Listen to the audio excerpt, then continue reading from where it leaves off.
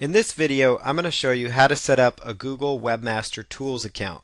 Webmaster Tools lets you do a lot of different things like check your site's health issue in case of potential risks. That way you kind of know the health of your website overall, so you know what the search engines are seeing with your website, what Google actually sees with your site. Are there title tags that are the same, possibly duplicate content? Are they not finding all your links? Those types of things is what Webmaster Tools alert you to. It also is very valuable to give you input on where your site actually ranks for various keywords in the Google search engine, and so it really gives you a good overview of what's going on within your site. So it also helps you understand your search traffic and learn how users are finding your site. And so that's why you want to set up an account. So I recommend you go to google.com/webmasters, and it should get you to a page where you can log in to your Google account. So at this point you will need a Google account, and it is advised that you also have Google Analytics for this step, as I will show you. So the first thing you want to do when you log in, it's going to say add a site. So all you need to do is just type in your new website. So I'm just going to type in here my site and select add a site. Add a site.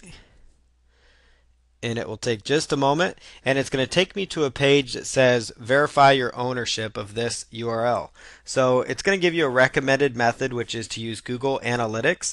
So you must first be, already have your Google Analytics set up. So at this point you'll want to watch the video that is covered about Google Analytics if you have not already, and you can go through that step to actually get your Google Analytics account set up and get the code you need to put it in there, because that method is quite frankly the easiest and recommended way to integrate this, because you do want to verify it. So that's the recommended method. There are two alternate methods. The first one is an HTML file upload. So what you would do if you choose that option is you would right click and just right click save link as, and you would download this to your computer, and then you can actually upload this to your web to your web account via FTP. So if we go that direction, I'm just going to right click on here and I'm going to save this into a certain folder. So let's find the website we're working with if I already have a folder for it. So we don't, so I'm just going to create a folder. We'll call this uniformsjerseys.com, and I will double click on that to open it up. We're just going to save this file. Go ahead and click on save here, and then I'm going to go to my FTP program, which is FileZilla. So I'll open up FileZilla, and that'll take just a moment to load up. Once FileZilla loads up, this is what it will look like.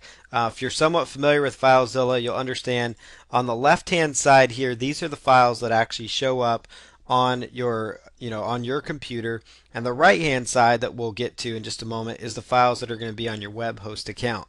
So what you want to do is come on up here and put in your host name, which is going to be like your domain that you get when you set up your hosting account, the username and password that they either set up for you, or that you actually got in an email when you got there, or you may have set it up depending on who you're hosting with. If you do not have access to your FTP info, you'll need to contact whoever you got your web hosting through and ask them to provide that information for you.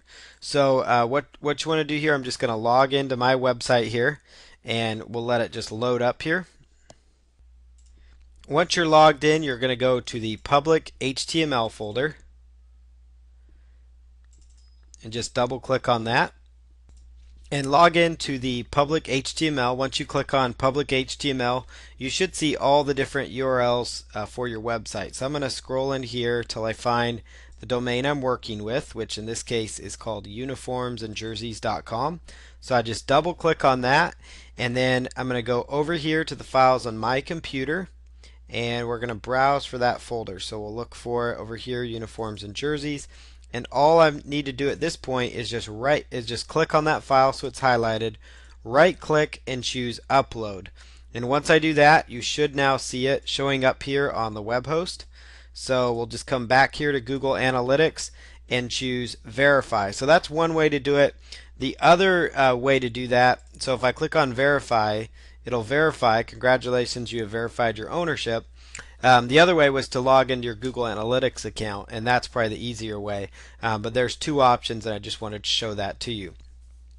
So once your account is set up, it's going to, kind of let you know. It's going to take a little bit of time because it is a new account here. So right now you'll see crawl errors. It's going to say, no data available right now.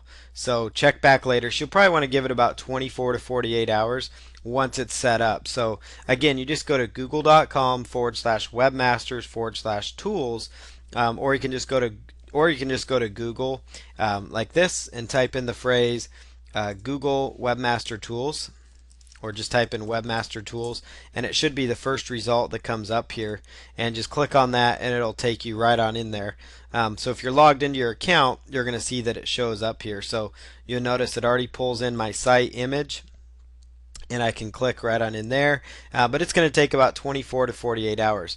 So I'll go ahead and show you in another video a look inside an account that's already active, so you can kind of see what it looks like and how to use the information they provide you with.